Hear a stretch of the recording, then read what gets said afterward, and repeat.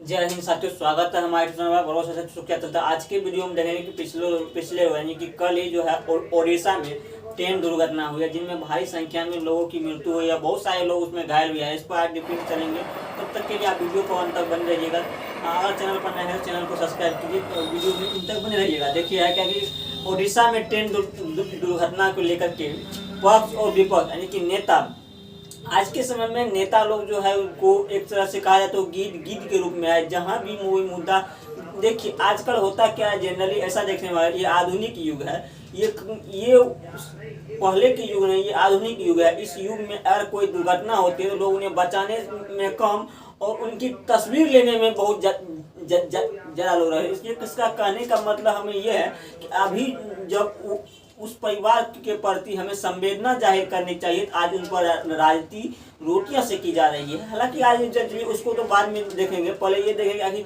वो जो ट्रेन दुर्घटना हुई थी उसमें क्या कमी थी और कैसे दुर्घटना हो जाती है ट्रेन। तो इस ट्रेन दुर्घटना में कई कारणें हो सकती है।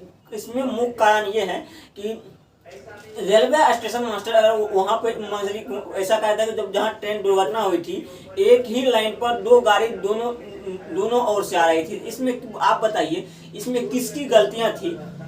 क्या जहाँ वहाँ रेलवे स्टेशन पर जब सिग्नल उसको करना था, जब उस पर ट्रेन पहले से आ रही थी, फिर उस पर नई गाड़ी को खुलवाने का तो कहीं न कहीं इसमें रेलवे का भी इसमें रेलवे स्टेशन मास्टर जो लगती है। हालांकि ये ट्रेन दुर्घटना में है, आज तक का डेटा है, आज तक यानी कि आज तक मतलब चैनल जो है आज तक का डेटा है कि 237 लोगों की मौत हुई है। और देखिए, इनमें अश्विनी चौबे का ट्वीट आया है कल मैंने कि जितना भी मंत्री है सबका जो है ट्वीट आया है। ट्वीट यानी कि प्रधानमंत्री का भी ट्वीट आया है। हम बारीकी से सबका ट्वीट हम दिखाएंगे। देखिए, प्रधानमंत्री का ट्वीट आया है, उन्होंने भी उस परिवार के प्रति संवेदना जाहिर की और अश्विनी चौबे से उन्होंने आग्रह किए हैं कि जो व्यक्ति घायल है या गंभीर रूप से घायल है उन्हें जल्द से जल्द स्वस्थ होने की कामना तो की है। लेकिन अश्विनी चौबे का उधर से ट्वीट आया है,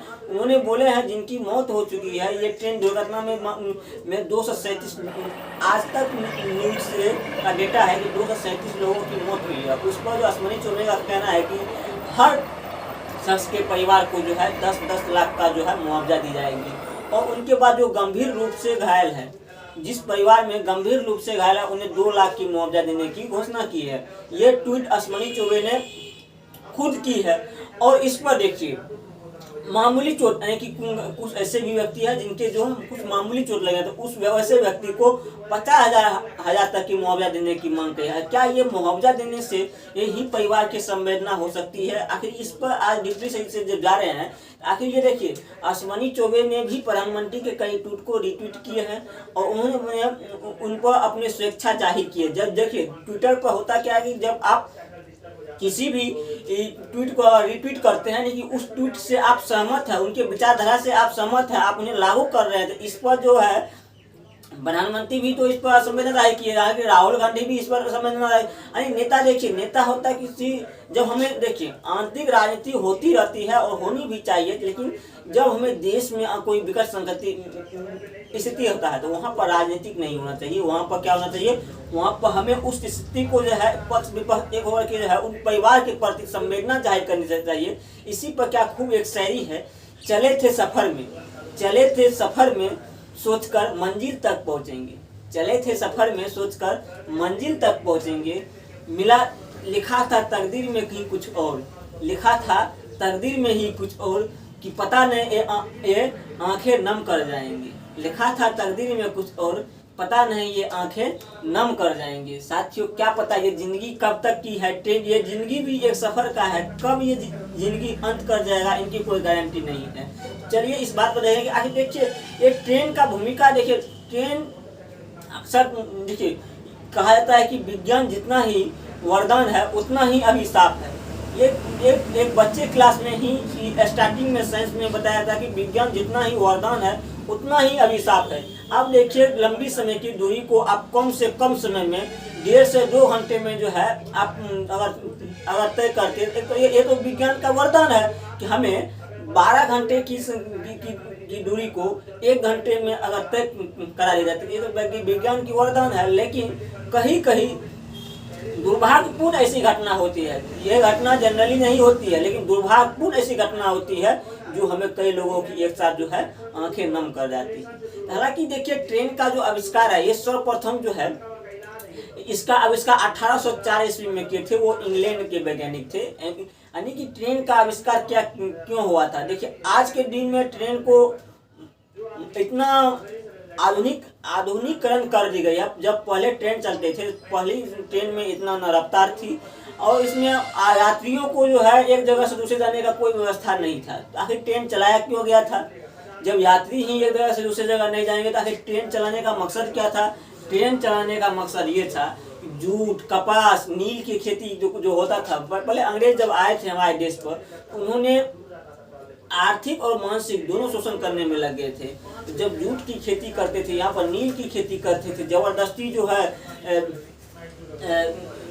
2 कठिया व्यवस्था लागू कर दिए थे। उस पर जो है उन्होंने यहाँ से ट्रेन की पर जो है उन्होंने, यानी कि उससे कहते हैं माल डब्बा कहते हैं, उनके माध्यम से वो जो यहाँ से व्यापार बिजनेस करते थे। धीरे धीरे जब हमें आज़ादी 1947 में मिली, इतना महापुरुषों ने जब हम 1857 ईस्वी में आज़ादी के लिए लड़े, उसके बाद 1857 ईस्वी में हमारे देश ही आज़ाद हो गए होते, लेकिन उसमें आज़ाद नहीं होने का मुख्य कारण यही था, कई बार बता चुके हैं। उनमें अपने स्वार्थ के लिए, अपनी साम्राज्य को, अपनी निजी साम्राज्य को बचाने के लिए लड़ाई लड़ी गई थी। इस यही कारण था कि 1857 में हमें आज़ादी नहीं मिली थी। उनके साथ 1947 में जो हमें राष्ट्र एकता के लेकर के गांधी जी जब एक बिगुल फूके थे, उस पर कई ऐसे कहानी है जो हम बता भी चुके हैं, आज उस पर डीपली से नहीं जाना है। उनके बाद जब हमें देश आज़ादी 1947 में मिली, 47 में आज़ादी मिलने के बाद जब हमारे महापुरुष ने जाकर ट्रेन पर भी झंडा गाड़ दिया, RBI पर भी झंडा गाड़ दिया, यानी कि लक्ष्य महाद्वीप पर भी झंडा गाड़ दिया, हर जगह जो है अपना कब्जा हो गया। बाद में वही उसी ट्रेन को, अंग्रेज के द्वारा दिए गए ट्रेन, आज भी कहेंगे ये ट्रेन जो है ये अंग्रेजों के द्वारा दिए गए हैं, लेकिन उसी ट्रेन को अपने मोनेटाइजेशन करके, यानी कि आधुनिकरण करके जो है उन्हें आज जो है इतना आधुनिकरण हो गया है कि आज 50 किलो 100 किलोमीटर की दूरी को मात्र 2 से 4 घंटा में हम तय कर पाते हैं। तो ये हुआ एक विज्ञान की आधुनिकरण। आखिर ये जानेंगे, जब ये ट्रेन का आविष्कार हो गया, इतना आधुनिकरण हो गया, यानी कि साइंस धीरे धीरे आगे बढ़ रहे हैं, लेकिन इनमें भी कई सवाल सवाल ये छिपी हुई है। आखिर ये ट्रेन दुर्घटना जो होती है, इसमें कौन जिम्मेदार है?